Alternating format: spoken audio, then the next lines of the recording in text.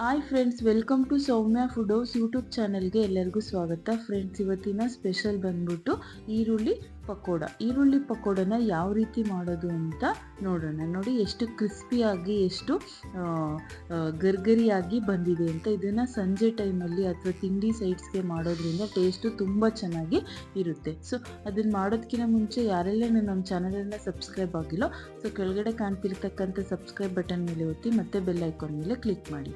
ಒಂದು 4 ಈರುಳ್ಳಿನ ಈ ಥರ ಒಂದು ಬೌಲಿಗೆ ಹಾಕ್ಕೊಂಡ್ಬಿಟ್ಟು ಒಂದು 50 ಗ್ರಾಮ್ ಅಷ್ಟು ಕಡಲೆ ಹಿಟ್ಟನ್ನು, ಚೆನ್ನಾಗಿ ಜರಡಿ ಹಿಡ್ದಿರ್ತಕ್ಕಂಥ ಕಡಲೆ ಹಿಟ್ಟನ್ನು ಹಾಕ್ಕೋಬೇಕು. ಅದಾದಮೇಲೆ ಒಂದು 3 ಟೇಬಲ್ ಸ್ಪೂನ್ ಅಷ್ಟು ಅಕ್ಕಿ ಹಿಟ್ಟನ್ನು ಹಾಕ್ಕೋಬೇಕು.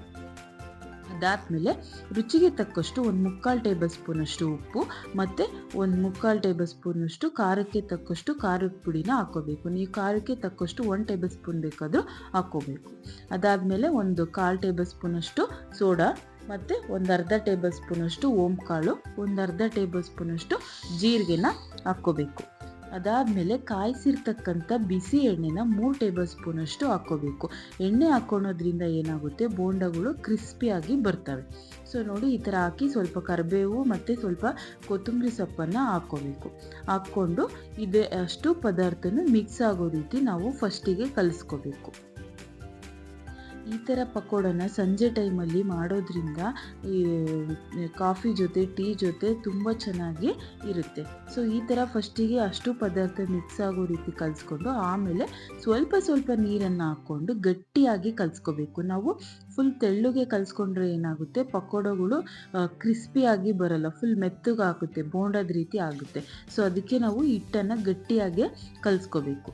ನೋಡಿ, ಈ ಕನ್ಸಿಸ್ಟೆನ್ಸಿ ತೋರಿಸ್ತಾ ಇದ್ದೀನಲ್ಲ, ಇಷ್ಟು ಕನ್ಸಿಸ್ಟೆನ್ಸಿ ಅದಕ್ಕೆ ಅದು ಪಕೋಡಗಳು ಹಿಟ್ಟನ್ನು ಕಲಿಸ್ಕೋಬೇಕು.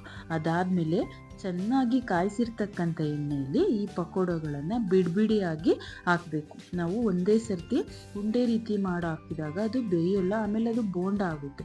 ಸೊ ಅದಕ್ಕೆ ಈ ಥರ ಬಿಡಿಯಾಗಿ ಹಾಕಬೇಕು. ಆವಾಗ ಈರುಳ್ಳಿ ಚೆನ್ನಾಗಿ ಕ್ರಿಸ್ಪಿಯಾಗಿ ಫ್ರೈ ಆದಾಗ ಟೇಸ್ಟು ಕೂಡ ತುಂಬ ಚೆನ್ನಾಗಿ ಇರುತ್ತೆ. ನೋಡಿ, ಈ ಥರ ಹಾಕಿದ ತಕ್ಷಣವೇ ಅದೆಲ್ಲ ಎಷ್ಟು ಎಣ್ಣೆ ಬಬಲ್ಸ್ ಬರ್ತಾ ಇದೆಯೋ ಅದೆಲ್ಲ ಫುಲ್ ತಣ್ಣಗಾದ್ಮೇಲೆ ಆ ಪಕೋಡಗಳು ಬೆಂದಿದ್ದಾವೆ ಅಂತ ನಮಗೆ ಗೊತ್ತಾಗುತ್ತೆ. ನೋಡಿ, ಈಗ ಅದೆಲ್ಲ ಎಣ್ಣೆ ಬಬಲ್ಸು ಎಲ್ಲ ಕಮ್ಮಿ ಆಗಿದೆ. ಸೊ ಅದಾದಮೇಲೆ ನಾವು 1-2 ಸಲ ಈ ಥರ ಎರಡೂ ಕಡೆನೂ ಗೋಲ್ಡನ್ ಬ್ರೌನ್ ಕಲರ್ ಆಗೋ ರೀತಿ ಚೆನ್ನಾಗಿ ಫ್ರೈ ಮಾಡ್ಕೋಬೇಕು. ಅದೆಲ್ಲ ಬಬಲ್ಸ್ ಕಮ್ಮಿ ಆಗಿ ಈ ಥರ ಎಣ್ಣೆಯಲ್ಲಿದ್ದಾಗ ನಾವು ಮೀಡಿಯಮ್ ಫ್ಲೇಮಲ್ಲಿ ಇದನ್ನು ನಾವು ಫ್ರೈ ಮಾಡ್ಕೋಬೇಕು. ನೋಡಿ, ಅದಕ್ಕೆ ಫ್ರೈ ಮಾಡಿಕೊಂಡು ನಾವು ಅದನ್ನು ಒಂದು ಸರ್ವಿಂಗ್ ಪ್ಲೇಟಿಗೆ ತೆಗೆದ್ರೆ ಬಿಸಿ ಆದಂತಹ ಪಕೋಡ ರೆಡಿ ಆಗುತ್ತೆ. ಸೊ ನೋಡಿದ್ರಲ್ಲ ಎಷ್ಟು ಈಸಿಯಾಗಿ ನಾವು ಪಕೋಡನ ಮಾಡಬಹುದು ಅಂತ. ನೆಕ್ಸ್ಟು ಇದಕ್ಕೇ ನಾವು ಸ್ವಲ್ಪ ಕರಿಬೇವನ್ನು ಹಾಕ್ಕೊಂಡು ತಿನ್ನೋದ್ರಿಂದ ಈ ಕರಿಬೇವು ನಮಗೆ ಕಣ್ಣಿಗೆ ತುಂಬ ಒಳ್ಳೆಯದು ಮತ್ತು ಇದು ಆರೋಗ್ಯಕ್ಕೂ ಕೂಡ ತುಂಬ ಒಳ್ಳೆಯದು. ಸೊ ಈ ಥರ ಕರೆದ್ಬಿಟ್ಟು ಈ ಥರ ಪಕೋಡದ ಮೇಲೆ ಹಾಕ್ಕೊಳೋದ್ರಿಂದ ಟೇಸ್ಟು ತುಂಬ ಚೆನ್ನಾಗಿ ಇರುತ್ತೆ. ಖಾರನ ಯಾರೆಲ್ಲ ಇಷ್ಟಪಡ್ತೀರೋ ಅವರು ಮೆಣಸಿನ್ಕಾಯಿನೂ ಕೂಡ ಫ್ರೈ ಮಾಡಿ ಇದ್ರ ಮೇಲೆ ಹಾಕ್ಕೋಬೋದು. ಸೊ ನೋಡಿದ್ರಲ್ಲ ಎಷ್ಟು ಈಸಿಯಾಗಿ ಸಿಂಪಲ್ಲಾಗಿ ಈರುಳ್ಳಿ ಪಕೋಡನ ಮಾಡಿದ್ವಿ ಅಂತ. ಸೊ ನೀವು ಕೂಡ ಈ ರೆಸಿಪಿನ ಟ್ರೈ ಮಾಡಿ. ಇನ್ನು ಯಾರೆಲ್ಲ ನಮ್ಮ ಚಾನಲನ್ನು ಸಬ್ಸ್ಕ್ರೈಬ್ ಆಗಿಲ್ಲೋ, ಸಬ್ಸ್ಕ್ರೈಬ್ ಆಗೋದನ್ನು ಮರಿಬೇಡಿ. Thank you for watching.